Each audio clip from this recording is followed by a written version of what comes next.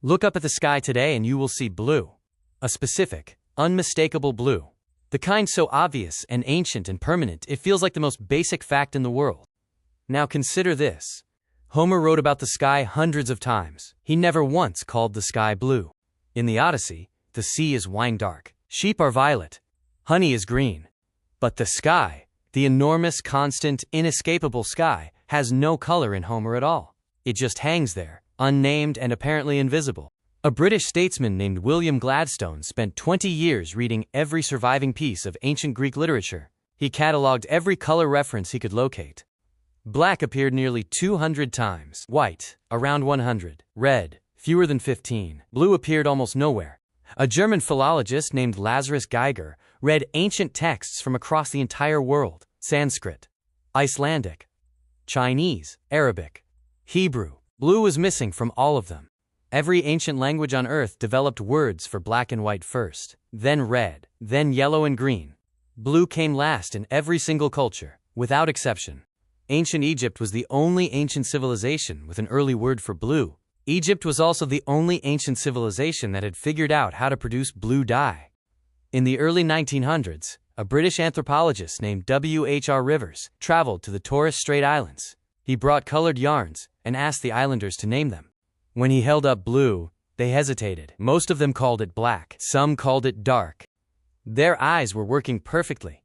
The rods and cones in their retinas were biologically identical. But without a word for blue, the color was invisible to them. Not physically invisible, cognitively invisible.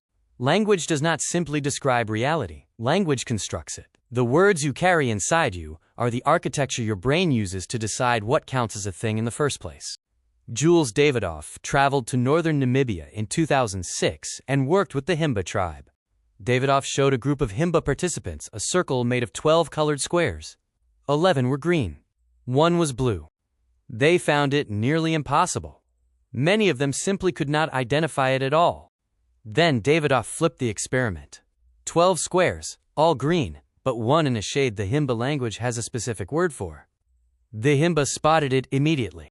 What was invisible to them was obvious to us. What was invisible to us was obvious to them. The color was never in the world. It was in the word. Right now, inside your head, there is a vocabulary that is quietly drawing the edges of your reality. The Russians have 2 separate words for what English calls blue: goluboy for light blue, siny for dark blue. Russian speakers process the difference measurably faster. There are emotional states with names in other languages that English simply never built a word for. If you have felt these things and had no word for them, your brain registered the signal and let it go. It was there, and then it was gone. The way blue was gone for Homer every time he sat beside the sea. Look at the sky one more time. It is the same sky Homer saw. The same photons, the same atmosphere scattering the same light across the same human eyes for the last 3,000 years. But somewhere between Homer and now, a word appeared. And with the word, a color came into existence that had been sitting in the light the entire time, invisible and unnamed. The sky didn't turn blue 200 years ago. The human mind did. And somewhere inside you, right now, there are things you have already felt that you have never been able to see. Not because they aren't there, because you don't have the word for them yet.